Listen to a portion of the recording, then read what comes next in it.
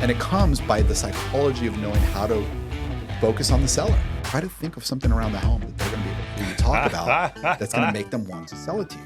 Hey guys, in today's episode, you are going to meet Sosi Avila, and he is a dynamo.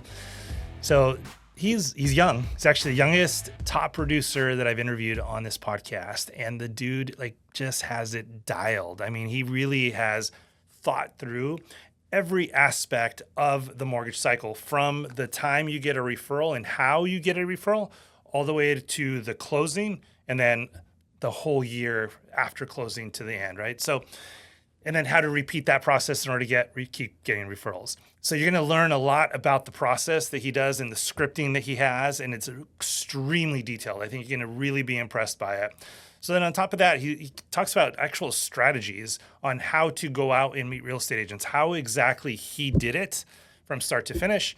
And you're going to love the story about the Ring camera and how he instructs his clients to specifically say something nice about the house, because everybody knows that these sellers are actually listening afterwards. So love that little strategy. There's a ton more. There's so much to talk about, actually.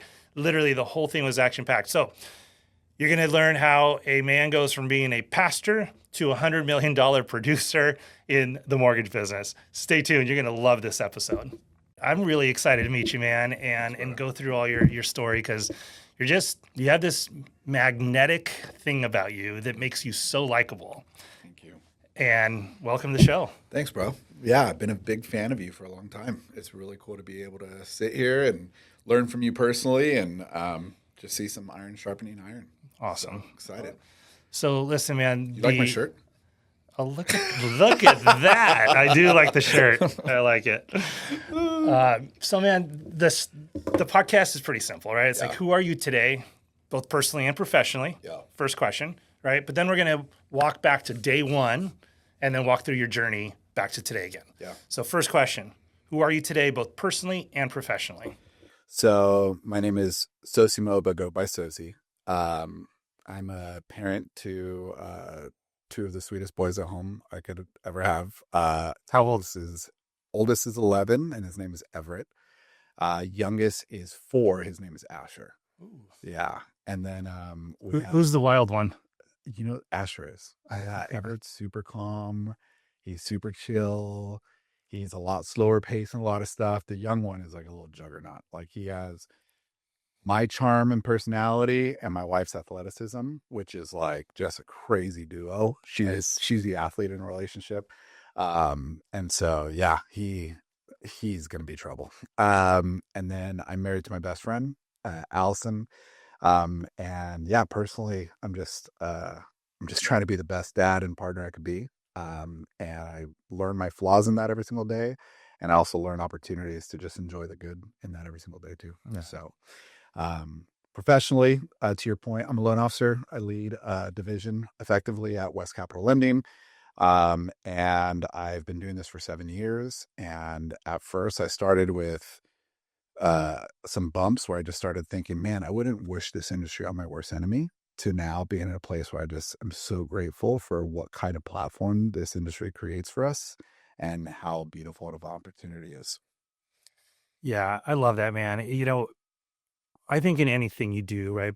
I'm going to tell a quick story about my dad. I grew up in the restaurant business, fast food. And at the time, we ended in Mexican. That's not stereotypical. But Greeks with fast food. But the hamburger business is where it was at the time, right? So my dad, Mr. Pete Burgers in San Clemente, and it was one of the busiest fast food restaurants, in all of Southern California. Yeah. And he would, he always had his little things. First, instead of saying hamburger, even after all the years he was in the US, he still said it the old school way, hamburgi. I just don't understand it. He could never say hamburger. But with that said, he said a couple things that I still bring into the mortgage business. And one of them is, don't worry about the business. Yeah. Make the best hamburgi you can. And they will come. Yeah. And I truly brought that into what I do now. Yeah. And what I mean by that is, when it comes to food, there's a lot of love that goes into making it. Yeah. It's not just making it, right? especially a Greek. Like when you make your food, like you put love into it. Yeah. And that's what my dad did for the masses with the burgers and later with Mexican food at Pedro's Tacos down in San Clemente. And it worked, right? So I think kind of what you just said is like lots of gratitude for one, right? And lots of love that goes out. Yeah. And this word love, I've been using it more and more because quite honestly, it's a strong word. Yeah. And I love the meaning of it. Yeah. And it doesn't have to be your wife or your kids. I mean, we're called to love all of them. Yeah. Right. So being able to bring something like that into our industry Yeah. and usher it in with boldness is just beautiful. Bro, that's awesome. He never created Petros Gyros. No. That's next. So That's mall stand, bro. So at the time, fast food Greek wasn't popular. Yeah. Right. It wasn't there. But I remember the hamburgis, right? It got so busy and it was always made to order. And then one day he's like, you know, we're going to go to Mexican because the money's in the beans. Beans are cheap. And you can make all of it every morning and you got enough for the whole day. Yeah. And a tortilla takes 10 seconds to warm up. Yeah. Hamburger takes, a few minutes to cook. Yeah. So that was the big move, the shift to Pedro's. I love it. Anyway, so personally, professionally, we got who you are.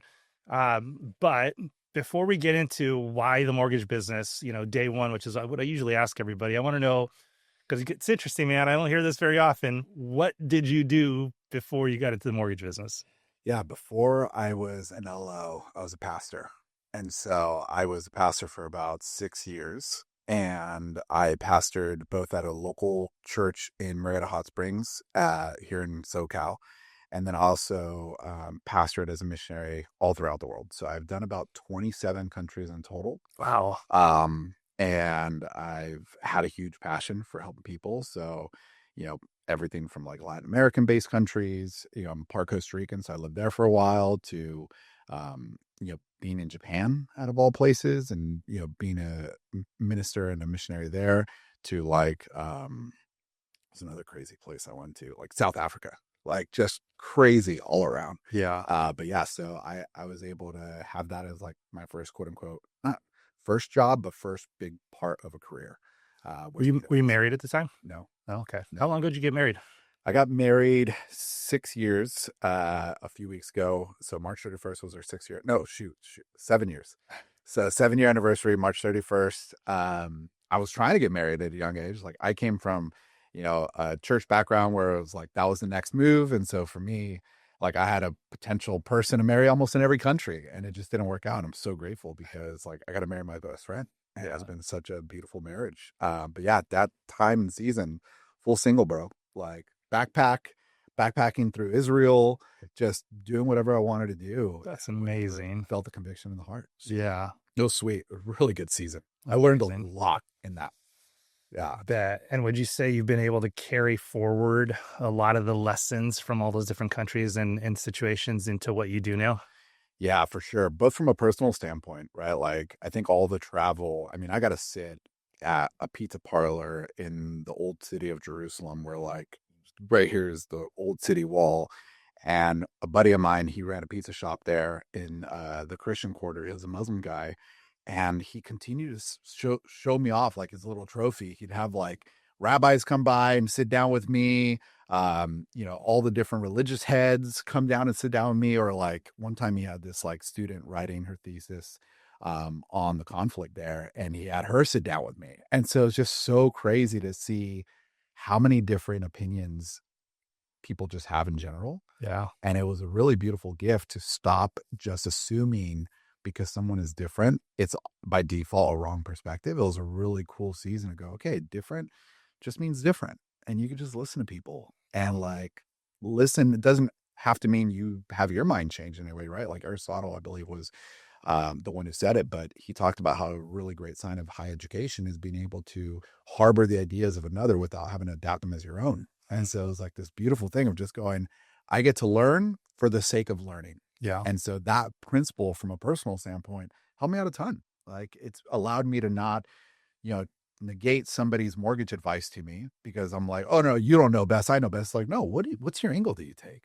Yeah. Like in growing, and especially because I've been able to grow in such a short time period, it's been really beautiful to just be like, let me learn from all the older guys. Like I'll say jokes and different stuff on people who are older than me. And I've been coached by, some of the quote unquote, great Hall of Famers. Tim Brahim has been a personal coach of mine for a long time, and he's old, and I Yeah. tell him that all the time in a joking manner, but like the experience that these older people have had has allowed me to just very quickly grow and get to a level of success because I didn't just judge what they had as outdated. Yeah. I judged it as, hey, this is something I should entertain and learn from. And maybe throw your spin on it. Yeah, Right. 100%. Yeah. Yeah. But there's a lot of gold in what us old people have to say. I always tell him that he's the modern influencer. He was the newspaper influencer, and we're just taking what he does now and putting it on digital platforms. Yeah. It's funny because when I was younger in the business, right, there was the guys that I looked up to. Yeah. And I was like, man, but I viewed him as just old. Yeah. He'd been in the business for a while, super successful. Yeah. And here I am now 27 years later as like, I'm the old guy. Yeah. But some of them, most are out, but Yeah. some of them are still in it. Yeah. And they're still crushing it and they're still doing well. And I'm like, man, like I'm the old guy out. They're like the really old guy. There's a whole other level. Well, I'm the old guy now, man. Like at our company, we have a lot of young 20-year-olds jumping in. And I'm Yeah. like, what the heck? Yeah. I'm so old. I got gray hairs, like it's Married, 2 kids. Yeah.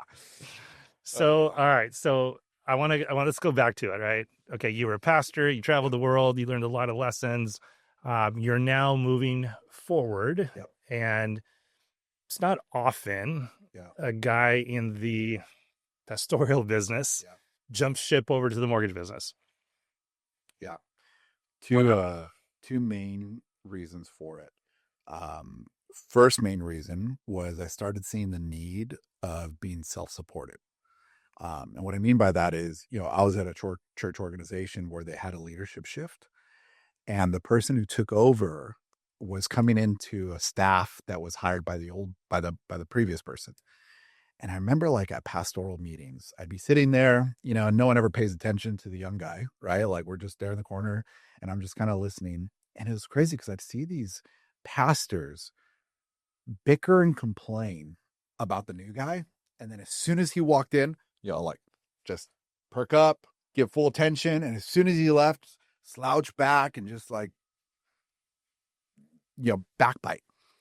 And it just made me realize it was like, if I don't make a change, because I didn't judge them. I was just like, man, that sucks that they have no other options in life, that they're in a place that they hate, but because they don't have any financial backups and they don't have any other financial strategies, they're stuck here. That's why they've grown bitter, not because they're bad people. Yeah. And so it just made me realize right there and then, I need to be self-supported. I need to have something that allows me to not be put in a place where I'm going to be just bitter because my finances are out of my control in that way. And so one part was I wanted to be self-supported, to do whatever I wanted to do, whatever I had a conviction to do without the obligation of a church employer. And then second, my mom, she's a single parent.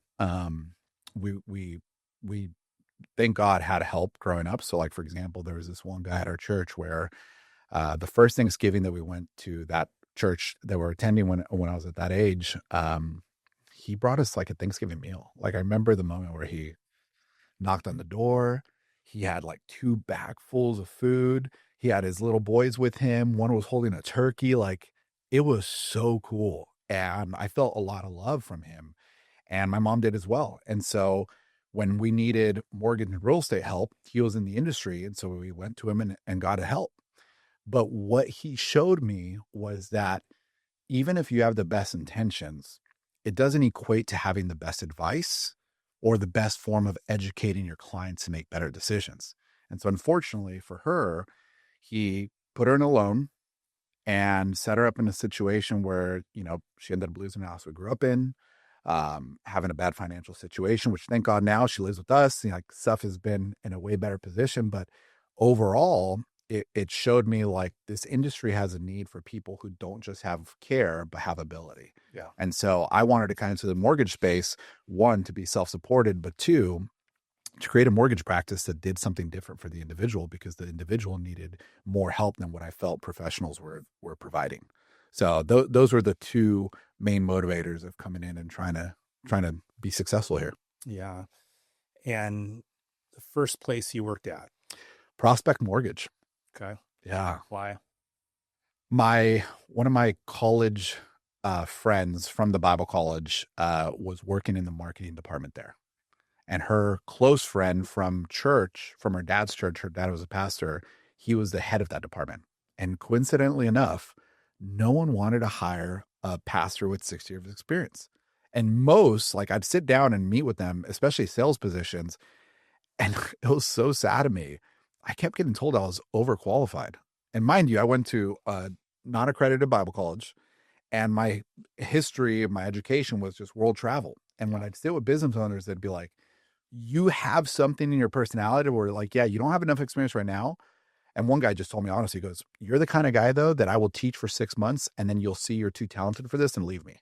I was like, dang it. I was like, I don't know what to do with that.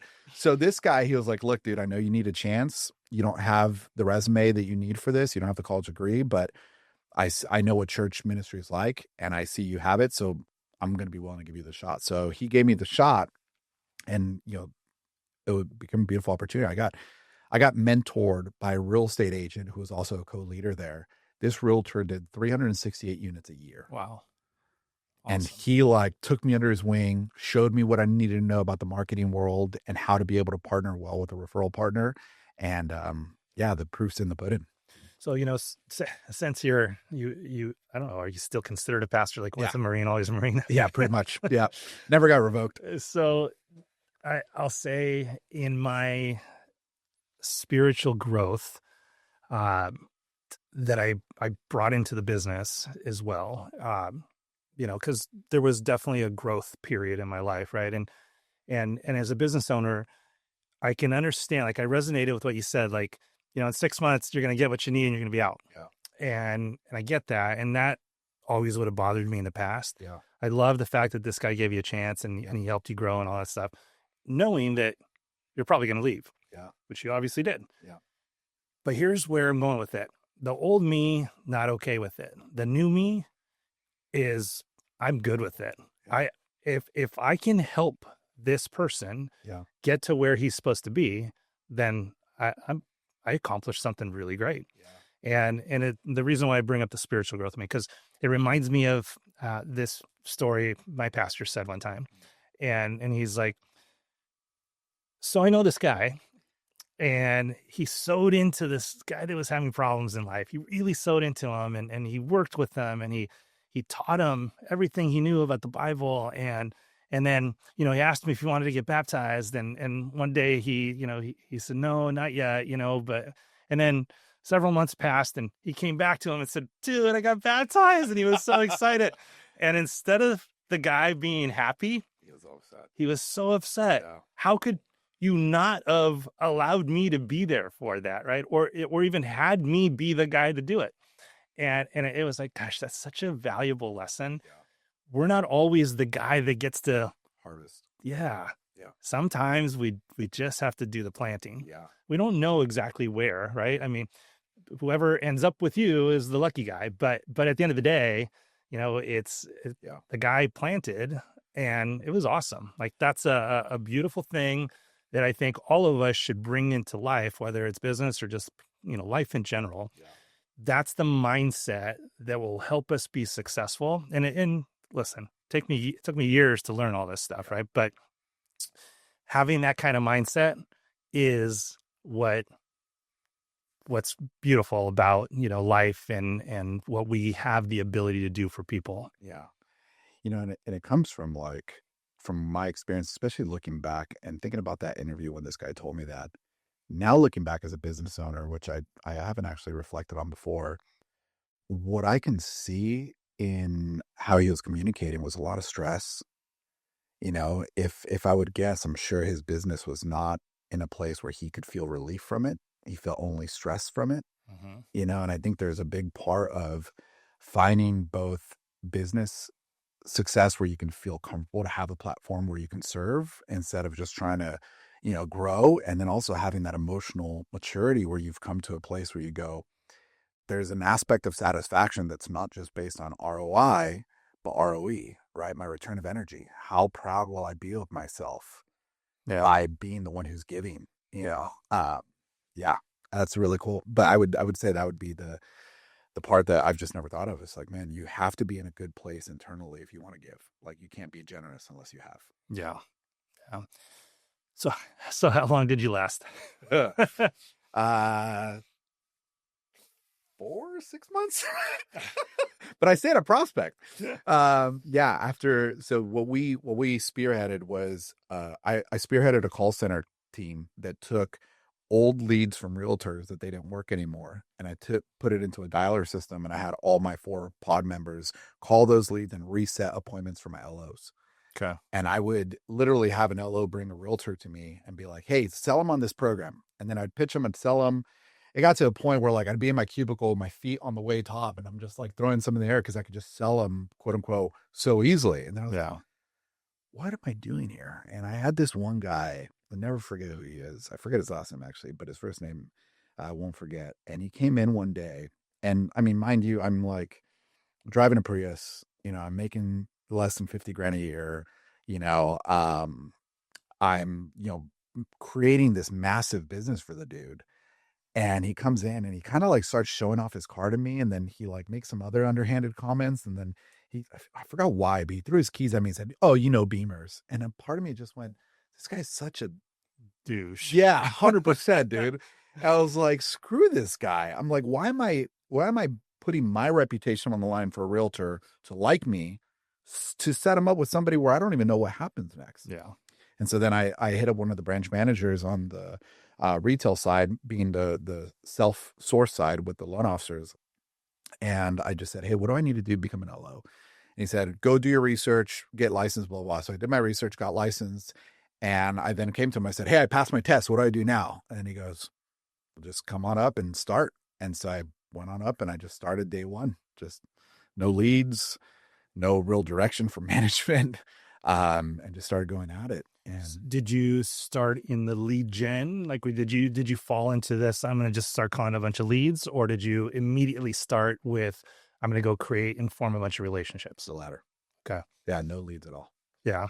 And somebody, before you came here today, somebody was asking me, I was telling somebody about you, and they said, gosh, that's so weird, a pastor, I'm like, not really, dude. I go, pastors love being on stage. They love talking. Yeah. Can't get a pastor to stop talking. Yeah, I mean, most of the time. a good loan officer is kind of the same way, very extroverted. Yeah, for sure. So, okay, so let's go back to teaching moments now, right? Because I want everybody watching this, I want them to know who you are. I want them to know the backstory, but I also want them to take something away from this that can help them grow their business, right? And you've been very successful at it. Look, you have a very magnetic personality, so you're easy to like. Not everybody, for sure. Not everyone's cup of tea. yeah, they don't all have that. Bad people don't like me. Tell me,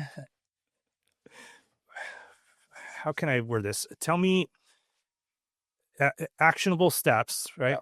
How did you approach people to trust you enough to give you business? And I'm assuming you went after realtors. Yeah. Okay. So why would they give somebody new a shot? Yeah. One, I never told them I was new. Okay. That was the first part. I don't know if I would do that differently or not. So 2 things I would say actionable to the client. And I learned this because I started off doing door-to-door sales for window coverings in 2006. So, right, housing boom, all that stuff. So I'd walk away from somebody's home with their social security number, and I would have to run their credit in the car.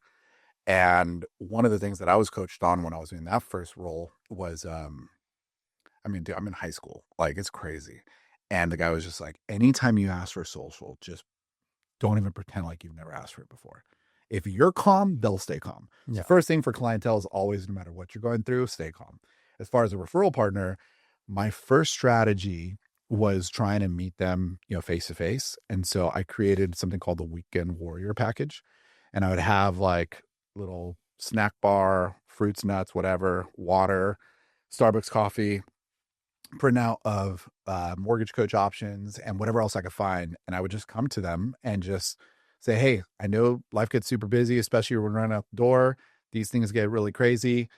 I wanted to bring you this just as some fuel as you talk to clients. And 9 out of 10 times, it's just about being personable enough that, yeah, a conversation could strike, but knowing how to carry a conversation that you just pivot. And also being respectful enough where, like, if there's people there, you don't, hover over them and be a creep. It's just like, Yeah. play the game a little bit. So you're going to open houses. Open houses. That was my first piece. That was it. And when I was going to open houses, my pitch wasn't, let me show you a cool product about this house. If that opened up, cool. Right. But a craftsman is as good as the tools he has in many scenarios. So the more tools you have, whether you find like the special, AMI product for that specific neighborhood, or you find XYZ scenarios for that specific neighborhood, maybe it's a scenario where there's no jumbo real options for you. So you're looking at 80-10-10s, whatever it was back then. You find the niche, but then you also try to have the other angle. So the conversation I would have a lot, especially with the first realtors that gave me a shot, were like conversations with individuals of like, no one's coming through the open house. They asked me to sit and we just started talking. And naturally I just bring, have you ever had anybody help you analyze how much business you might be leaving on the table? No, what does that mean? So Dino, if you don't mind me asking, I'll just kind of share with you what my real estate coach shared with me. And there's a guy who did 368 units a year. Like, this guy was crazy. And what he helped me analyze first was the opportunity business that I was missing out on. So like, for example, how many deals did he close last year? And they'd be like, oh, I closed, let's say 30. I'd be like, oh, dude, that's great. Now, how many people do you actually think you spoke with about buying or selling real estate last year every month from that 30, right? I get a lot of people come by open houses, blah, blah, blah. Realistic people would usually say about 50 to 100, right? Just because they have so much business coming in as far as prospects. People that didn't really know their number just expand the numbers. But long story short, you figure out what that monthly number is. And let's say it's, for the whole year, they spoke to 1,000 people. That's a lot of people. So let's say 500 people. Yeah. You spoke to 500 people about buying and selling real estate in this current market. And out of that 500, you closed 30 deals. What do you think happened to the other 470?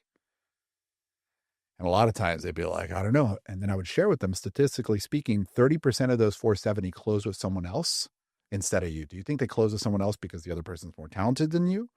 Or because maybe you just lost touch? And be like, I know they're not more talented than me. It's like, okay, cool. It's probably because you lost touch. What resources do you have in place right now in your CRM and your campaigns and your gift processes, or just even in your human effort that's helping you not stay out of touch? They usually wouldn't have anything. So they'd be like, okay, let's do this. Let me adopt all the clients, the prospects that you have totally lost contact with, and I will personally start calling them and making sure to see if I could drum up business for you in that. And that created it. It was the crappy prospects, but I put them into my CRMs. I created my own campaigns on CRMs that had voicemail drops, that had text message drops. I had 17 contacts within 30 days. I'd promised the realtor I'm going to call this client I'm going to reach out to them 17 times within the first 30 days to try to re-engage them. It was perfect. And it was the great opening opportunity to help them capture more business. So you're the first person that's actually said that. Oh, A lot of people have done open houses. I'll even tell you that I've done open houses. I don't think I've done them very successfully. Never actually really worked for me, but I never actually did it enough. I hated doing them. yeah. Because I hated going out there on a Saturday, right? Or Yeah. a Sunday. And, but here's what I've always said. I don't think that they worked for me. Yeah. But I think it was like God's way of saying, okay, you got your butt up Yeah. on a Saturday. Yeah. You went and did some work. I'll reward you with something else. Because every time I did it, even though I didn't get anything from that, I got business from elsewhere. Yeah, I can see it. Right. So to me, it's just kind of like you're putting yourself out there and you're doing something difficult and good things come of it. Yeah. And what I like to coach people on right now is like, hey, listen, even if it doesn't work, Yep. it sharpens your skills. Yeah. Because you're having to come up with whatever response, unknown response you're going to get from this person. And by doing that, it will actually sharpen your skills for the next time. Yeah. And then the next time. And it might even not even be open houses. It's your thing, but those skills will Yep. come over here. 100%. Yeah. I mean, I only did them for like 6 months because it's like a gateway. Once you, hey, have you met this other person? Oh, blah, blah, blah. Then you go to the office or then you go to the networking event. Oh, yeah, I've met this top realtor. She does all these listings, blah, blah, blah. Like most of my business came from relationships that dovetailed out of the open houses for sure. Yeah. Do you have any idea how I got my first deals from realtors? First deals for Dino from realtors. How long ago was that?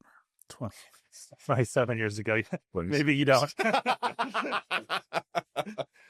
All right. So Mailers? I was always a relationship guy, right? Okay. And I'm one of my best friends was a realtor already before I got into the mortgage business. So Yeah. I just assumed I would get his business. Yeah. And he's like, listen, man, he goes, that's my commission. Yeah. I can't trust you because you don't know what you're doing yet. Yep. The day you come to me and say, I got it. I'm not going to lose your commission. I'll give you a chance. Right? Yeah. If you fail, you're not getting my business. And this is one of my best friends. Yeah. But hey, that's the world out there, right? So I got better. And then it happened to be Christmas in Newport Beach. And there's the famous Newport Beach boat parade. Yeah. And the broker I was working for had a boat. And I said, hey, man, I want to borrow your boat for the parade, right? So he's like, yeah, I'm driving. and I didn't have any money. So I called up the title rep and I called up the escrow rep. And I'm like, hey, guys, I'm going to have a boat parade party with realtors. I need you guys to bring a few. Yeah. And I need you to bring all the booze and I need you to bring all the food. And I'm like, I'll bring the music. So we went on this parade. We're out there for like 3 or so hours.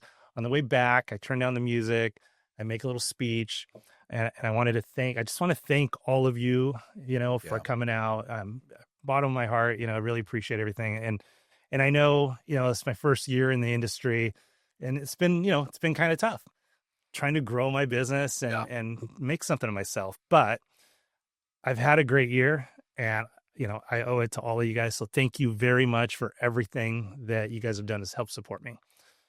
Keep in mind, none of them had given me any business, but each of them thought the other guy had. Yeah. And the very next day I got my first deal. and then it just kind of like kept on going after that. So that's dope. So that was it. That was the way I got my first deals. But let's go back to you. So, you can go to an open house, you can have your little gift bag or whatever, and that's great. Maybe have a little something, but you didn't just go, hey, my name's Sosi. I do loans. They got great rates. I'm always going to be available for you. None of that crap, right? Yeah. Like you stepped in with a strategy that was actually going to help them grow their business. And I'm going to come back to myself. The one thing I have said for a very long time now, it's how I've always done it. If you ever go to a realtor, this is what I'm telling younger people, if you ever go to a realtor and be like, hi, my name is Dino, I do loans and, I'm really fast and I got great service. It's like, that's all you're doing. Yeah. You got nothing. Mm-hmm. But if you show up with a strategy that's going to help them grow their business, you got something. And I've always used this example. I don't know if you know Derek Graham, right? But he's been my title rep for good dude forever. Yeah. Buff too. Yeah. He used to be. Oh, right. If you're listening, Derek, used to be, buddy. He used to be my workout partner too. So anyways. That's when it went downhill. Yeah, that's when he was at his best. Where I'm going with it is, I can't tell you how many reps have come to me over the years trying to get my business, right? And I'm just like, Derek's one of my best friends. Yeah. What are you going to do? Tell me the rate's going to be a little bit cheaper, a little this. I'm like, I'm just not going to switch, right? But if you come to me and you tell me you have a way to help me grow my business by 20%, I'm going to listen to you. Yeah. And if it's true and valid, I'm going to go to my friend Derek. I'm going to say, hey, dude, listen, I know we've been doing this business for a long time, but I got this opportunity over here that I think is pretty good. I want to know if that's something you can do for me or not. And if you can't, and you know what Derek's going to say? He's going to say, bro, you got to do it. If you can grow your business by 20%, that's brilliant. Go ahead and do it. Right. Yeah. That's what a good person would do. And that's how I felt. Like, I don't care who that realtor is working with. I don't care how long they've been working with them. Yeah. If I can step into their life and say, I can make your life better financially, then I feel confident enough to step into everybody's life to say that I can do this for you, right? Yeah. But you got to have a strategy. You got to have something. Yeah, there's going to be three things I'll throw out there, and hopefully I'll remember all three. The first I'm going to share is going to be the component that, like, the things we all complain about the most about loan officers, especially like low business IQ loan officers, is the component that we get bossed around and, belittled by realtor partners. Like, that's one of the biggest things. And the first thing I'll share to what you just kind of brought up is the fact that you will get what you set yourself up for. So if you come as the best thing about me is that I will serve you at any time, master. I will do whatever you need from me, and I'll give you the cheapest stuff. Well, don't be surprised if that's all they expect from you. Yeah. If you come in as we are mutual, and even so, I can consult to your business and help you grow. Now there's a level of respect in a relationship that's very different from the first. Yeah. And so first and foremost, if any loan officers are complaining about their experiences with their partner control, it's typically coming because of how you set it up for yourself. Yeah. That'd be the first part. And the second part would be coming into that aspect of, what you and I have been chatting about as far as like the giftology or the gift process with clientele. And it creates such a great opportunity, right? Like, gifts will create top of mind, gifts will create conversations, gift will create more clientele. And I think the third point and the second are really the same, where they dovetail off each other.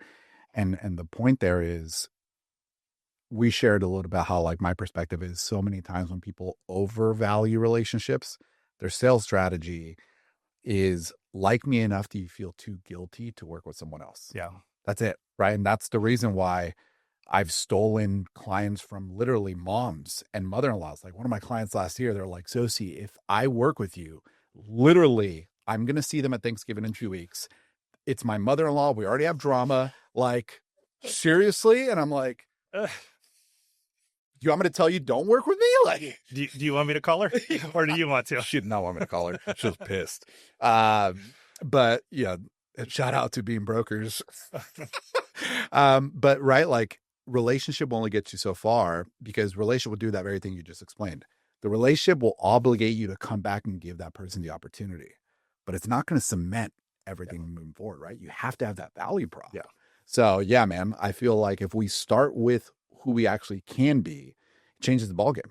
Yeah. This is what I learned from that realtor partner of mine, or the realtor coach I had, 368 units. And, if it's all right, I'll share one of the biggest lessons he gave me, for sure, which I think is really applicable with what you shared at the beginning of this podcast.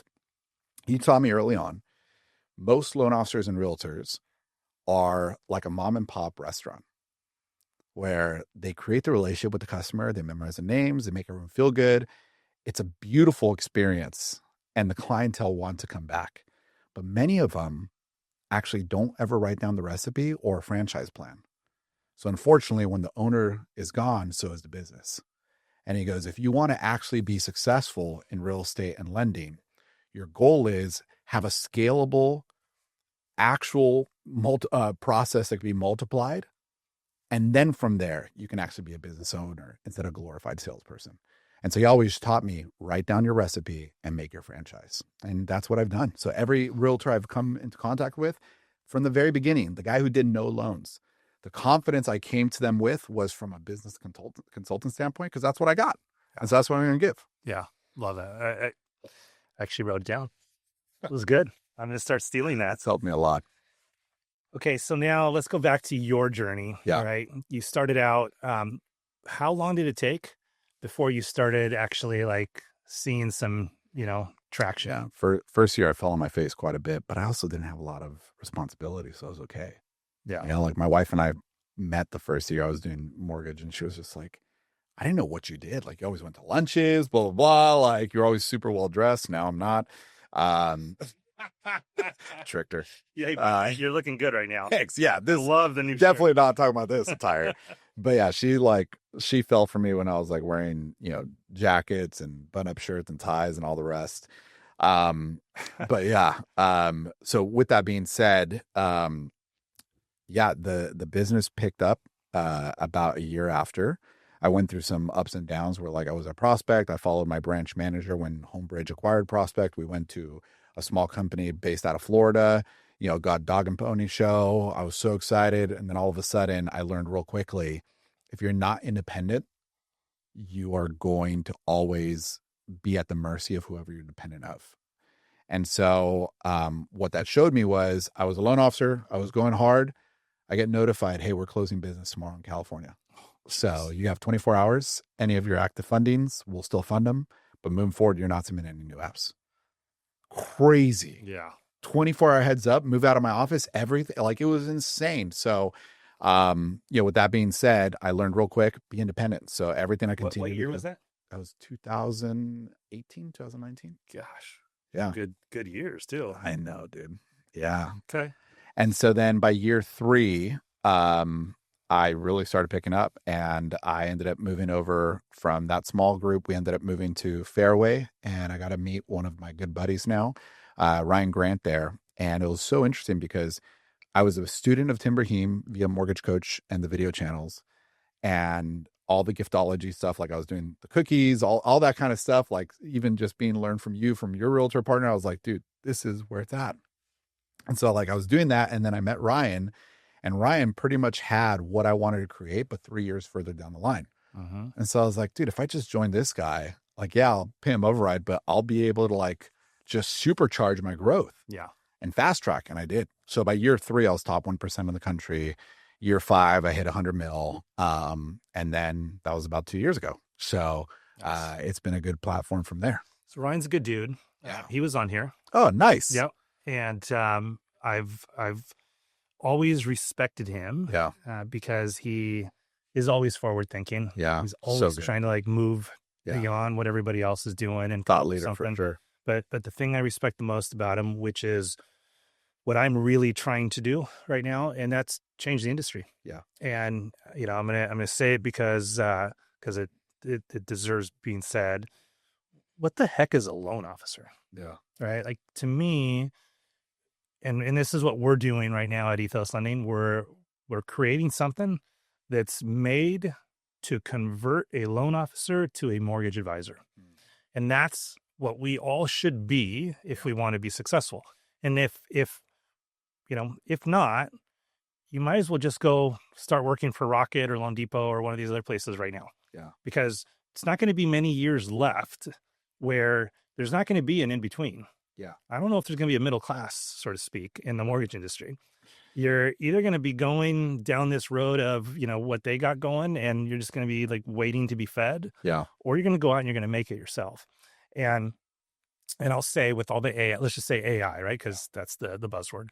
With all the AI that's being done right now, they're creating AI to get rid of people. And they're creating AI so they don't have to talk to people. Yeah. Right? It needs to fit into this box because it just works really smooth, and it will be easy. Yeah. Right? But I think for us, instead of trying to compete with them, because we'll lose. Yeah. Agreed. We're building, I think, some killer AI right now. And I'll tell you about some of this other stuff too, but we're talking like 2 million. Yeah. And I'm thinking, like, I'm something special. That's a lot of money. But 100 million and 2 million are two totally different things. Like, we just can't compete with them, right? So instead of trying to compete with them, let's just go all in on old school. Let's lean into old school more than ever before, because if we do, they can't compete with us. Yeah. That's the beauty of it. They cannot compete with us in a relationship. They don't know. It's not in their DNA. They just don't know how to have a relationship. Yeah. They are trying. Rocket's trying by buying all these other companies, but it's not a relationship. It's an ecosystem, and they'll be successful at it. But there is no way any of their people or systems can compete with the love we actually have and give to our clients. Yeah. So I truly feel if you guys want to be successful, this is the shift you have to start making right now. Forget being a loan officer, be a mortgage advisor. And we're going to get into, because I know you do this very well.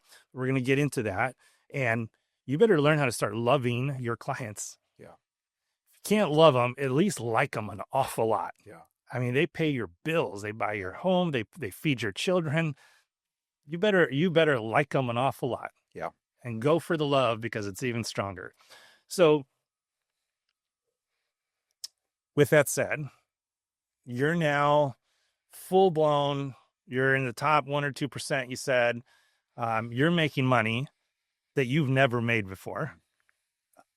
I know you grew up, it sounds like, without any money. Yeah. Not that this matters to anybody else, but I'm really kind of curious. Like, how did that change your life, and how did it change you? Did it change you? Yeah, this is where, like, even as I hear, like, you talk about change and all these other things coming forth, part of me, I'm like, okay, what is this? Because all the wise people in this industry, the grayer haired people, they're all saying the same thing. Like, everybody is talking about, like, mortgage change, like, I mean, I'm sitting down with the head person at Rocket TPO last week, and literally same change. Everybody, like, that's the new thing.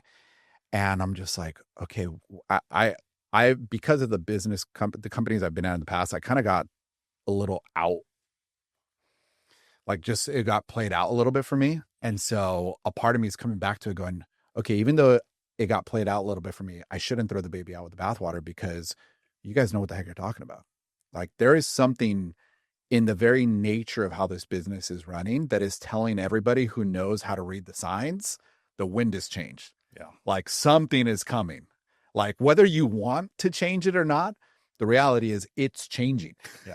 And so I think for me, I need to sit in that further and really see how to take advantage of that.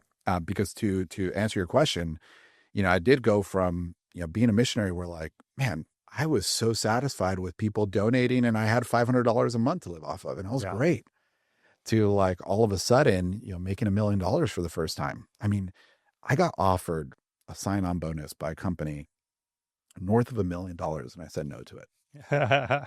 Out of loyalty for the people I was with. And now I'm just like, what the heck was I thinking? Yeah. And it's just like, because money's never been important to me, because I didn't really have any. So I never had to value it in that way.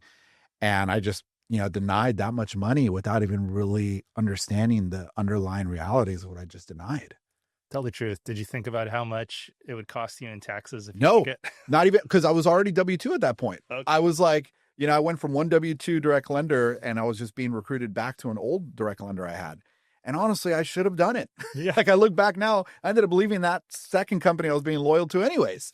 And by the time my, non-compete would have been up, I would have been moving over to broker side anyways. Yeah. So it's like, I could have totally cashed out. $1 million bucks. And he said, what if it started at this figure?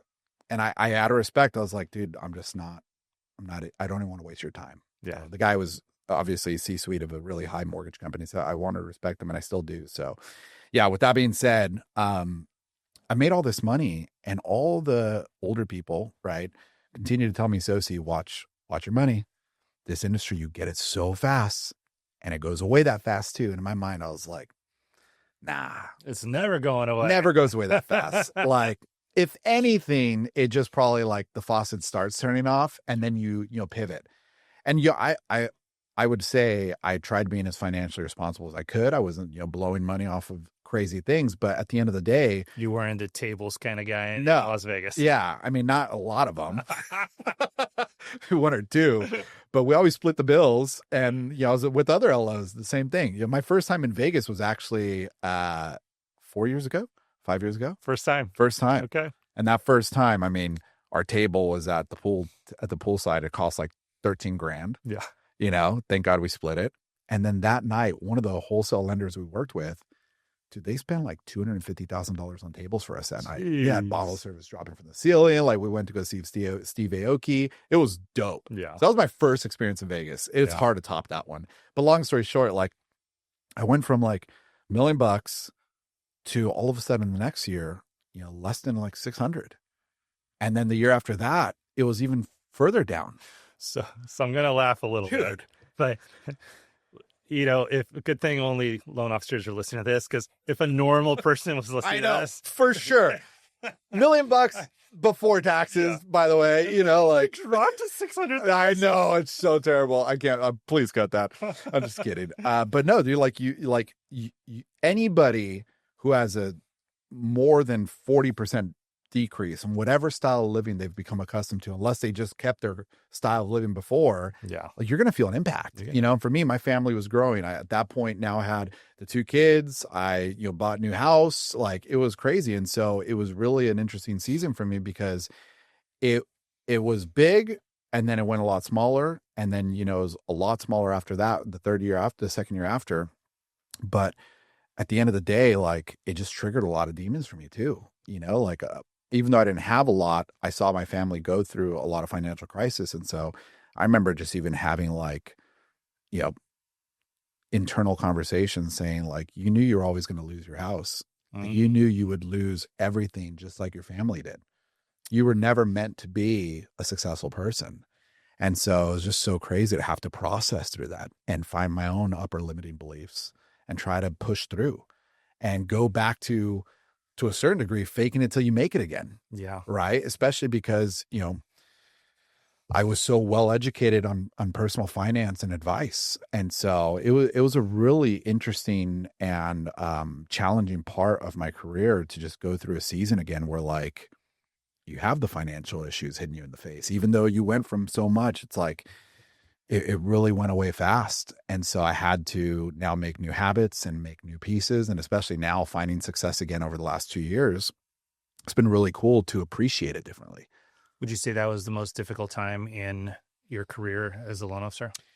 Yeah. Mortgage advisor? Yeah. I mean, personally too, there was crazy stuff happening where it was like a year after, you know, a really crazy moment in my life and me just mourning, loss of family and, you know, just all these things just summed up. It was definitely the most challenging from a personal standpoint, from an inward demon standpoint, and also from like how's my business going to operate standpoint, you know? And that's where like I look back and what I've seen is no matter the challenges, the leads have never stopped coming in. Like they just haven't, even though I was kind of on my 100 million year that I didn't do a lot of client combos. I did a lot of realtor partner combos and post-closing call combos, right? And this is where I'll share some nuggets with everybody. If you don't own how your client will think of you moving forward, do all the top of mind stuff in the world, they're not going to think of you correctly. Everything is a byproduct of how you set them up. So me saying, congratulations, let me know if you have any referrals for me, and then sending them gifts. Yeah, I might get referrals, but am I going to own the mental real estate that they're going to think of me every time they have any type of real estate thought?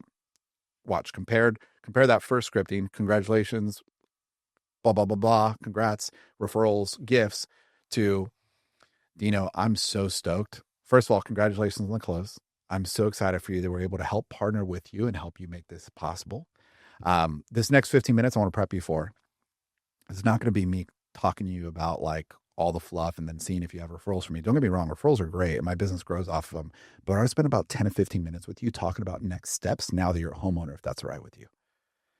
So first of all, you know, we'll go through all the pieces, explain supplemental property taxes, explain next steps, explain the My Home IQ reports are going to get all this stuff.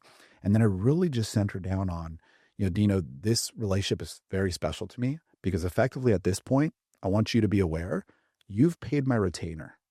And so for the next 30 plus years of you owning this mortgage, anytime you have inheritance questions, anytime you have concepts of recasting loans, or how do you buy an investment property, or what do you do if you want to bridge from this home to the next one, anytime those questions come up, please know the consultation for you is fully free. It doesn't mean we have to run credit again. It doesn't mean we have to do anything again. You have access to me as a consultant for this next stage of life. So please feel free to take advantage of it. Way different. Yeah. Right? Like Should. now the gifts become a supplement to the actual value. Yeah. The treasure that, in my opinion, will help us compete against the AI bots. Yeah. It's, can AI actually out advise, intertwine with the human relationship that I've just created with you? Right. If it can do both, then I'm screwed. Sure. If it can't, I'm always going to win. Yep. All right. So since we're here, let's just get tactical. Yep. That's closing. Okay. Let's just start at the beginning. I'm going to start with, since you're referral based, right? You receive a referral. Yep. Do you have a way that you like to receive referrals? Absolutely. Tell me. I'm going to be sharing at this at the Mortgage Mastermind here in June. So if you come, you'll hear this kind of explained a little bit more in detail. Okay, for a discount, just do Sosi Mastermind. I actually forgot what the discount code is, but email me or DM me. I'll get it for you. So, you know, if you haven't heard the theme yet, it comes from Jocko Willick's. Oh shoot, what's the name of his book? I want to say Everything's My Fault, but that's not it. Do you know what the book I'm talking about? Yeah. Extreme Ownership. Yep. He totally shows a principle there. Everything you receive is a byproduct of what you do, right? Your results are a byproduct of your responsibilities. And so in everything, the handoff is super important. To your point, thank God, a lot of people refer to me as a very personable, likable guy. And I had that a lot. And I think that was a very good start to my success. But what I continue to see is it was the wrong setup. And so first tactical point, own the way that you tell your partners to refer you. I had to tell my partners, look, Dino, I know that we have a really good relationship and you trust me from a human standpoint. But I want to share with you statistically, when I get clients sent over that are being sent because, Dino told them, oh my gosh, you're going to love Sosi, right? They come to me, but what I've noticed is sometimes, especially if like the terminology from other partners I've seen, right? Because you don't want to offend them. You want to make sure they're the bad guy. Other partners I've seen, they've been like, oh my gosh, Sosi has the best interest, best interest at heart, blah, blah, blah. You know what they're telling the client? They're pretty much telling the client, you don't know who to trust with your personal information.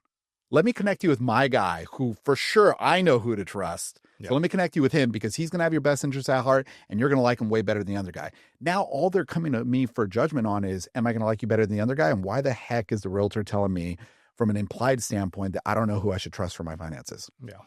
So what I've seen statistically, Dino, is if you actually connect clients, and only say this if you believe it's true, with the starting phrase of, Mike, you're going to love meeting with Sosi.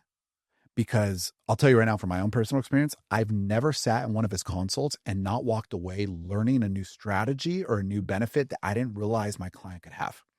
So I know you have other people, but take whatever they've given you and come compare it strategically to what Sosi puts together for you. And I promise you, you're not going to be, regretting taking your time to meet with him. Yeah. That kind of setup, way different, right? Like that's a financial advisor setup. Yeah. Right. And so my FAs refer to me that way. But yeah, I had to train my realtors first and foremost how to be able to start setting up the handoff in a better way. And another way that it came out was, Dino, you're speaking to a client that you haven't spoken with for 14 years. You're catching up after an hour. Most natural realtors that are just kind of doing business as to and fro, what they'll do at the moment is be like, oh my gosh, I got my friend to say yes to meeting with my LO. So let me go do a group text for them now and send them over their way and go. You know what happens at that point, Dino, is I call them because obviously you're my VIP realtor and I want to make sure to call your clientele right away. I call them and they're like, oh my gosh, I just spent an hour speaking with Dino. We just caught up. I can't speak right now. I got to go pick up the kids. Okay, cool. What about tomorrow? Tomorrow works perfect this time. I call them that time. They're not available. I see my phone get silence on the third try. Like, what we're setting them up for is a bad experience. So here's what I would actually encourage, Dino. We had about a 64% increase on conversion rate once this took place. Once you speak with them and say, hey, you're going to love connecting with this guy because he's going to show you strategies that I've never seen from others. What your next statement would be is, when are you available tomorrow? Let me go to his website. And if you don't have domains that you forward, you're missing out, guys. Like I've had applywithsosi.com for 7 years now. So no matter what company and application link I'm using, from Blend to Arrive, which obviously Arrive is way better, it's always been the same URL, right? So I also had the same for my calendar. I had callsoci.com, and then when I developed the team, I named it callteamlegacy.com. So they'll go to callteamlegacy.com, they'll go to my calendar link, they'll be like, what about tomorrow too? Okay, perfect. I'm going to put you on his calendar for tomorrow too. One of his team members are going to call you. What just took place? The client had a commitment of when they're going to be expecting a call. They get a calendar invite, they get text message reminders, I get alert. The agent doesn't need to do an intro anymore. It's done. Mm-hmm. Best handoffs ever. So to answer your question, I start with the handoff of how the realtor or the referral partner presents me. And then I also make an ease of use for them to be able to connect this. I'm glad I'm not doing loans anymore. No, that's good, dude. And just in having you do it, I mean, you're so passionate about it. So, I mean, this is going to be a long one. I hope you got the time, but we're here and you love to talk. So let's do it. Let's just go. You get the referral. I love the handoff, the way it's done. Yeah. So much better than everybody else. Right. And there's a tracking mechanism in place because now they're in your CRM and you got to do that. Yeah. Do you, well, no, let's just keep going. There's an initial consultation set up. There's different schools of thought. I am old school, so I have my own, but I'm starting to kind of give a little bit. But do you always talk to the client before you ask for anything? Or do you send a link saying, go fill this out and then let's talk? I don't think if I answer that question with kind of the options you gave me there, it would be prioritizing process over person. And I don't think that's the right way to do it. Okay. So it's more of a flexibility. Like sometimes, right? And it depends on lead source. Like I'm also at a company that's very heavy on lead ag. And we're partnered with some of the biggest titans in the industry, and we're doing mutual lead management together. So if it's like a lead ag client, you got to pivot differently. But what I feel you're probably asking to, and maybe this will answer your question, is if there is a referral lead that just got sent to me, right? How do I deal with that one? Yeah. And I should back up. I also teach my realtor partners that there's 3 different types of clients you send. No one ever distinguishes between the 3, but you have to distinguish between the 3 if you want a scalable process. Back to that, write down the recipe franchise base. If you have a fire drill where it's like, Sosi, we just saw a house we need to place an offer 2 hours ago. Don't even do the calendar. Do a group text. Say, Sosi, they want to place an offer. I'm going to call them right away, or I'm going to send them the link. They'll apply whatever makes sense for them, and we can move fast. Let's do it. If it's a regular, like 90% of the clientele that we actually serve, right? None of them want to place an offer at the very moment unless you're working with Zillow Flex agents. But like, if they do the calendar link, right? You call them and they're like, yeah, I was looking, I spoke to Jill and we're talking about this, that, and the other, and now we're really excited, but we just want to get our numbers in order, right? Like that kind of clientele. Yeah. That clientele I do a different scripting for, and it's almost the same as all the other ones, but here's the way it goes. So it'd be like, let's say client name is John. Hey, John, very excited to chat with you. Dino said some amazing things. I love working with Dino. He shared with me that you're interested in buying, but let me just prep you real quick and ask a first question. Have you ever done this process before with a loan officer?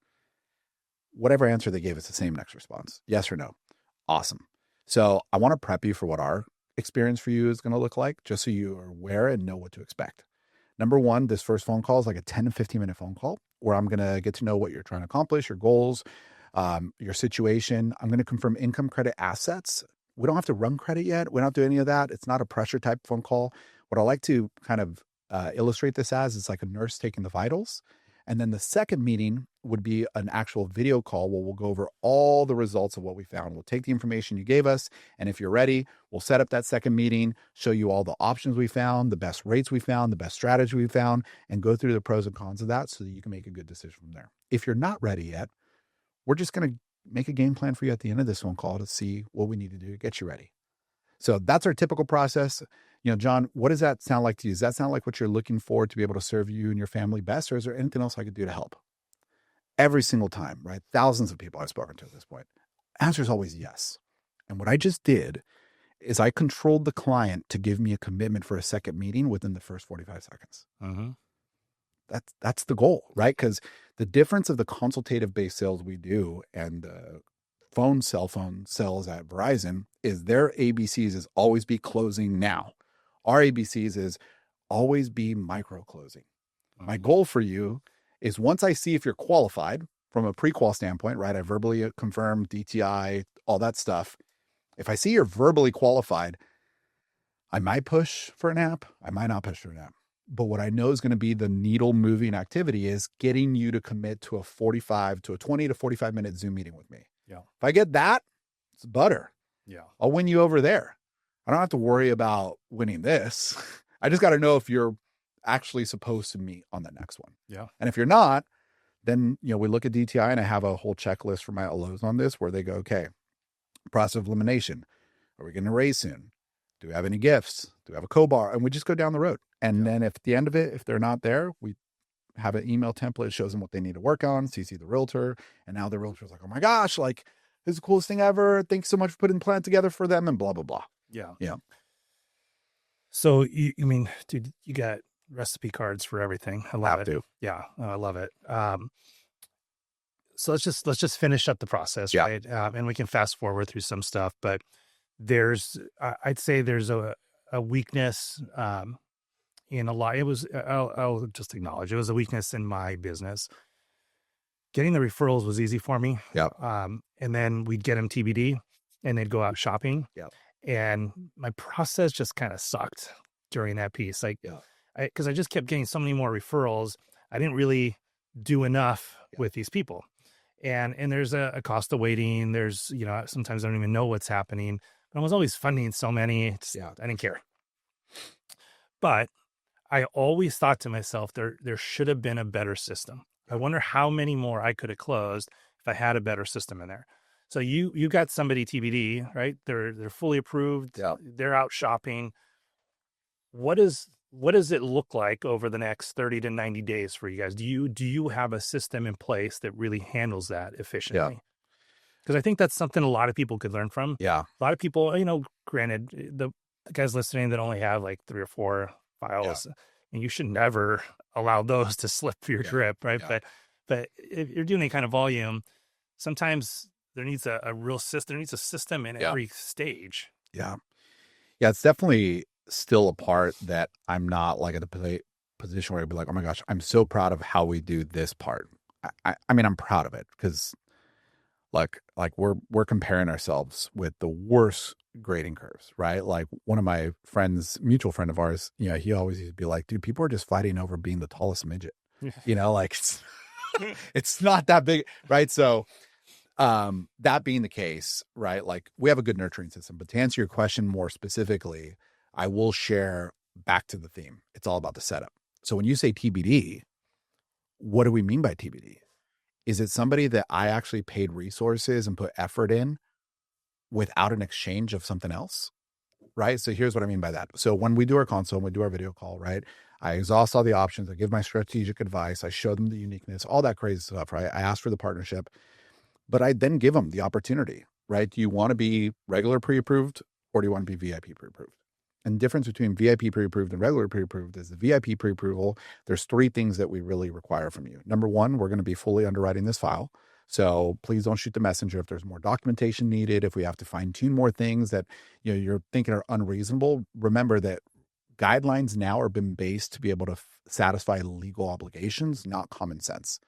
So a lot of the stuff that we're doing is just for the legalities of it, even though, again, they're annoying. And so no one hates these guidelines as much as I do, but I want to prep you for that. So as long as you're willing to give our team whatever they're requiring for a full underwrite, that's the first piece. The second piece is going to be making sure that our offer acceptance strategies are aligned. So I don't know if the other loan officer team talked to you about this, but for us, right, we only win when you win and get into the house. So if we don't have the same strategy and alignment, we might not be the best resource for you.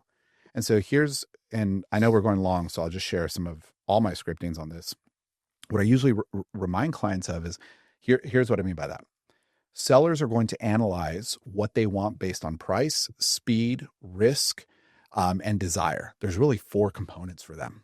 And I want to make sure you're ready, Dino, because when you go buy a house, it's a very different consumer experience than anything else, right? You go to Starbucks and you tell the barista you want to pay $20 for that sugar-filled coffee drink. What is he going to give you? The sugar-filled coffee drink. Every experience you have as a consumer is when you're willing to pay, they're willing to give. Real estate is way different. You can be willing to pay all you want. Doesn't mean they have to give. Mm-hmm. So if you're going to be successful as a buyer, especially one partnered with us, we need to make sure that we're on the same mindset of you're going to try to convince the seller to say yes to you. That's the first and foremost goal. So what I want to make sure we're on the same page with that on, and what we've seen as a best practice, where twice in the last 16 months, this has happened, like no joke. Twice in the last 15 months, our offer acceptance strategy has helped clients get $50,000 lower offers accepted than the other competitors on the same house. 50 grand twice. Mm-hmm. That is crazy. And it comes by the psychology of knowing how to focus on the seller. So one is going to be speed. So when you come out of the house, if you see the Ring camera, try to think of something around the home that they're going to be able to hear you talk about that's going to make them want to sell it to you. Right? And when you think about price, here's what I want you to be aware of, Dino. my mortgage coach, this numbers website I just created for you, is going to show you 4 parameters. As long as you're within those parameters, look, I know that numbers are super important, but as long as you're in those parameters, here's what I want to make sure we're committed to each other. You're going to just place the offer. If you like the home from a scale 1 to 10, it's a 7 or more, just place the offer. Why? Because at the end of the day, the numbers are going to change. Even if you reach out to me Saturday night and I haven't had too many missed calls to be able to do math, the reality is by Monday, the numbers are going to change again because interest rates change. I won't know the property taxes fully till then, blah, blah, blah, right? And I will say I'm putting in a new process now where I'm using ChatGPT prompts to redo monthly payments for them, so I don't have to worry about it. It's actually real cool. I just tried it out this week, and it's working really well. Nice. But my usual script before I implement this new piece is, so if the numbers are within those parameters, just place the offer. And why do I say that? Well, here's why I say that, Dino. When you're going out placing offers, I want you to know they're serious, they're real, but they're as obligational as a first date. You're not stuck. Yeah. Go place an offer on a house you like 7 to 10. Once the offer gets accepted, then it's like an engagement. I don't know if you've ever been engaged before or not. And usually if it's a married couple, like I'll just ask them, like, who's the one that proposed to who? And they always laugh, right? And you just go, okay. So when he proposed, could he have said, will you marry me? And then before you answer, say, no, I'm just kidding. No, because he would have had your heel right in his forehead, right? But you could have said, no, I'm just kidding, babe. I love you. Yes. Or maybe you did that. What I want to communicate is when you're a buyer placing offers, it's a first date. When you get the seller to say yes, based on the price, the speed, the risk, and the desire for you, they just propose to you. They're stuck. They can't retract unless you don't complete the contract. And the contract gives you contingencies so that you can still make up your mind. So when you get your offer accepted, within 24 to 48 hours, you and I are going to do what we call our contract meeting. And it's also my will you marry me meeting. Because at that moment, then we can reanalyze all numbers. And if the house is meeting now all the pieces of what you're looking for, then you can decide to move forward and keep going on.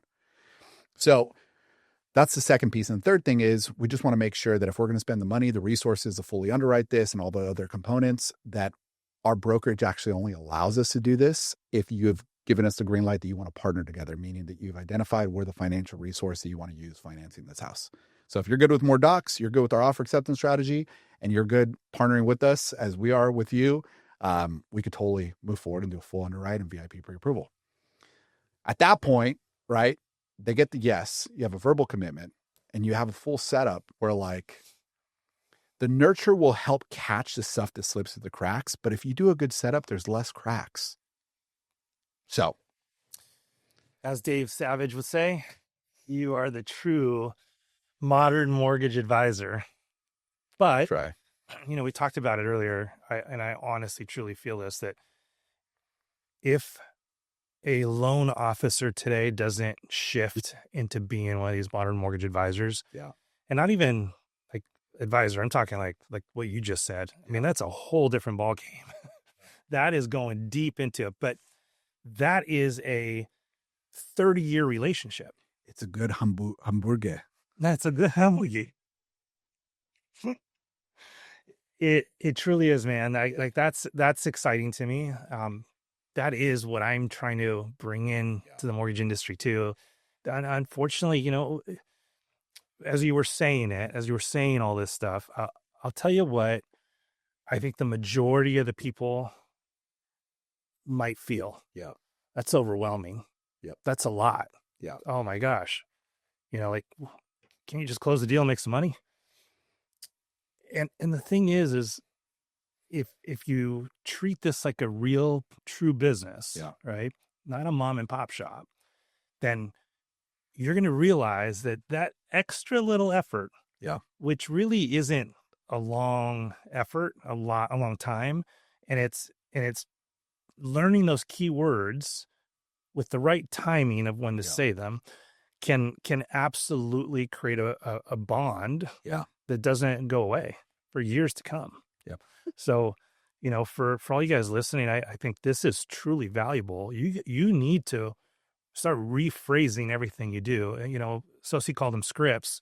And I've never been a fan of that word because I can't stick to a script. Yeah, same. But the reality is, years ago and was training somebody, and he was like, just come into my office, man, and listen, because Yeah. I don't know how to train exactly, so I'll just let you listen to everything on speakerphone. And it was really valuable for me because he kept asking me all these questions, and it kept getting me to think about like why I say that. Yeah. And it was one of the best things that ever happened because I've been doing it for so long, it was just autopilot. Yeah. But that's how I always did business, right? And now that I thought through the why I said it, it was like, I said that because I'm teeing something up for something that I know is going to come. Yeah. Right. Exactly. And I'm solving that problem now. Yep. So I think super valuable. Okay. So I'm assuming your process is really tight. You fund loans in 15 days. I mean, I try to say 17 so we can give our processors a little bit of a life. I knew I was better than you. Yeah, please. 2 days. When it gets accepted Friday at 5:00 and you have a 15-day escrow, right. let me know. We got your closing process down. I love that. Now the deal funded. You had that great conversation with them. And we're going to finish this up, I swear. But what does it look like after that conversation over the next 12 months? Yeah, so they get a closing gift, right? Cutting boards with names, all that kind of stuff. Reminders of supplemental property taxes. We're upgrading a few things in our CRM right now too, where we'll be able to start sending out their CD again right before the end of tax season. But effectively, they go into two different components for us. One is going to be our newsletter component that we say, hey, this is going to be an exclusive informational email that goes out to our clients every 3 weeks. So as you see information that comes out of this, let us know if you ever want to do a free equity analysis plan, no matter where you're at, right? Whether it's 3 months after we close or 15 years after we close, you'll always have access to what we see being the most informational pieces to know about what's happening in the marketplace. And then second of all, they'll get reminder emails to schedule a financial annual review if they would like to do one. I have not experienced the forcing of that to be worth the cost of like forcing financial annual reviews, meaning like even hiring a staff member to call every year and all that stuff. What I've experienced to be best is continuing to just give them enough information that when they see it's worth a call, they're the ones initiating if it's just for financial planning. We put them also in our strike rate monitor system. So we identify what rate we're looking for. We identify our clientele as well in the CRM as like easy client, easy deal, or hard client and easy deal, or hard and hard, whatever the situation is. We also put what property type so we know what we're looking for on the refi, right? Is it a condo? Is it an non-QM? All that kind of stuff. Is there MI? And then lastly, another component to it is in our Home IQ, my Home IQ. I don't know if you use my. I use it. Yeah. Dude, it's fantastic. So good. Like it cuts out so much of the thought process. So just to give them a plug right now, because I actually really, really like it. And I use this comment that if I was going to start doing loans right now, I would actually live in it. Yeah, I really would. I mean, they got their pre-mover score. Yep. And I don't know if you've seen the new one they have that is if you visited.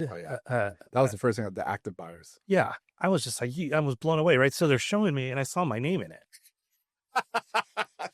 And I'm like, that's BS. I go, I'm not even looking, right? And they're like, well, you obviously were within the geo, fence of this house that's for sale. Yeah.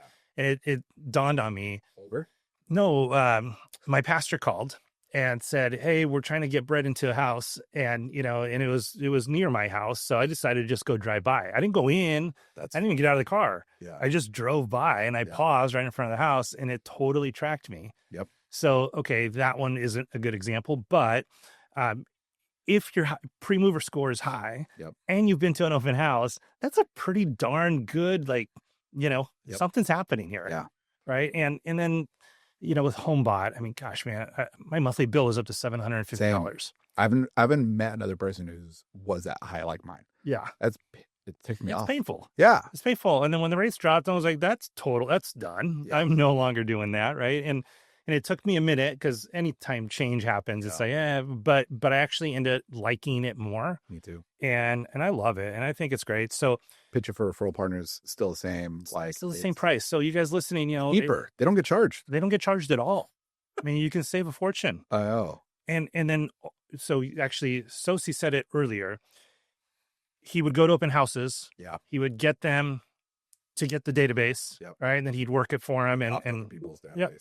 So this is free. Yeah. When you were saying all that, I was thinking, yeah, somebody's probably listening. Oh, he's really technical. You know, I'm not technical. No, you don't have to be technical. Just tell them you got a service for them and it's free. Yep. They're going to drop all their people in there, and just like that, you have access to everything. Yep. Which and Homebot, you did it. Yeah. No. Here's what I would say to some of the people who are sitting there giving themselves excuses. I actually think I'm one of the laziest people around. My wife gets super pissed off at me for saying this, so she tells me I'm not lazy. But I don't think people understand, like, internally, I am very lazy. I don't want to do more work. So when people look at my process and go, oh my gosh, you do so much work. At first I'm like, I do. And then I'm like, no. You're misunderstanding. If you were doing as many deals as I was a month, the amount of work you would do compared to what I do is very different. Yeah. Very different. Like if I had 2 deals closing a month, it would be the same work that I'm doing right now for, this month, I think 11, right? So it's like, with that being the case, people don't understand when I make these scripts of like, and I use scripts now just because it's in the coaching community, right. like, but when I use these talking points of, hey, stay in the parameters and the engagement thing, I'm not doing it to be cute. I'm doing it because I don't want you bugging me on Saturday night. Yeah. Like I went through the season where I was somebody's, whipping boy at all hours of night. My wife sacrificed time. My kids sacrificed time. It's like everything I do is to control the experience. So you leave me alone and I do the least amount of effort in the most valuable way and really follow Rene Rodriguez's coin term, do as much as necessary, emphasis on necessary, and as little as possible. That's not a cheaping people out on it. It's being super efficient. And so that's where like, I would share with anybody else as well here, making self-excuses. I think the person who should worry the most is the broker who does 1 or 2 deals a month, and their business is only built for that. Meaning they haven't built a process for more, because let's say, the AI bots come in more and all this stuff. Like, here's my reality. What I'm trying to build out is a consultation center. Yeah. Like LOs who work like me, who get trained by me, who advise like me with video calls, and we're making call center money. Like that person compared to a broker who doesn't have the processes these guys do, but they have the same mortgage IQ and they can connect in the same emotional way and really sell the client. Like that's the competition I think most brokers are going to be looking at. And as far as direct lenders, who cares? But we're talking about the brokers because we just make so much more per file. It's like you get comfortable going, oh, I can survive off 1 deal, 2 deals a month. Yeah. You can right now, but you are the slow boiling frog. Yep. Where 3 to 4 years from now, you're screwed, dude. Yeah, you are. Hopefully you retire. So it's interesting. I did a presentation on KISS, keep it simple, stupid. Yeah. And or smarty pants, according to Ted Lasso. Yeah. So I did it at Todd Duncan's seminar several years ago now. Yeah. And it reminds me of the progression of my presentation because I did it a few times. Yeah. And what it started one way, but I'll tell you where it ended. It ended with my real now understanding of KISS, keep it simple, stupid, is that, again, we're talking to people about people doing any kind of volume. Yeah. You're not going to function if you don't have a system in place. Yeah. And the better and tighter my systems got, and the more business I did, the less I worked. Yeah. It got really interesting. Yeah. I was working way harder, way more before when I was doing a lot less volume. Yeah. But as the systems got tight, it just got easier. Yeah. And it was like going to McDonald's, right? Like everything was always the same no matter what. Yeah, I think it was Abraham Lincoln who said it, and I might be off on this, but my buddy Craig Strant talks about it all the time. He quotes whoever it is. He says, if I had 6 hours to chop down a tree, I'd spend 4 hours sharpening my axe. Yeah. Yeah, I love it. Yeah, it's the way, man. All right, dude, we got to bring this to a close, but before we do, just a few last questions, right? Yeah. Favorite book? Obviously Bible has been a big component of my life. But if we're looking at, other than that, it's like a tie for 3. There's The Go-Giver, there's Extreme Ownership, and there's Tuesdays with Morrie. Go-Giver was awesome. Yeah. And Tuesdays with Morrie. Actually, I would say Tuesdays with Morrie was one of my favorite books. I haven't read that book. Yeah. It's a story about a man who finds out he has, gosh, what's the terminal disease where your body just starts stopping on you? Leukemia. No, like Eric's. yeah, just fully. So it goes from a story of a guy who is enjoying life to literally, he's crumbling in his own bed. And the guy who wrote the book, he came over to Murray's house every Tuesday and he documented the final thoughts of his life. So Tuesdays with Maury. with Maury. Yeah. Okay.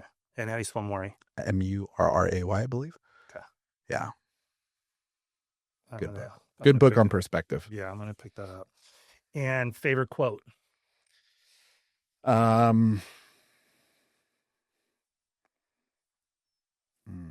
It's that Aristotle quote. I'll go back just from a spiritual standpoint. My favorite quote is speaking about knowing truth and truth setting you free. And why that's my favorite quote is because it's been the fundamental DNA to how I advise. Like I usually tell clients, I'm like, look, I learned a long time ago when I was in pastoral training that if you think you can give somebody life-changing advice after knowing them for 1 hour, you're a very prideful individual. Your job is to give people information and let them make their own decision. And that's been my mantra. Like, let me show you the truth of what I know. And whatever that creates for you and the freedom of your decision is going to be the best that you're going to enjoy and have the least regrets with. So, Love it. yeah, knowing truth will set you free. Last question. You have all the knowledge that you currently have, but you know nobody. Yeah. Because I'm going to pick you up and I'm going to drop you off, say, in the middle of Indiana or something, Yeah. right? Where you don't know anybody, though. Yeah. And you don't have a lot of money. You don't have $600,000. Never kept that much. W2 world sucked. And I told you, you can't come back and see your kids until you've closed 100 loans. What do you do? How do you get there as fast as you can? I would start reaching out to financial advisors and CPAs. Before realtors. 100%. Okay. Yeah.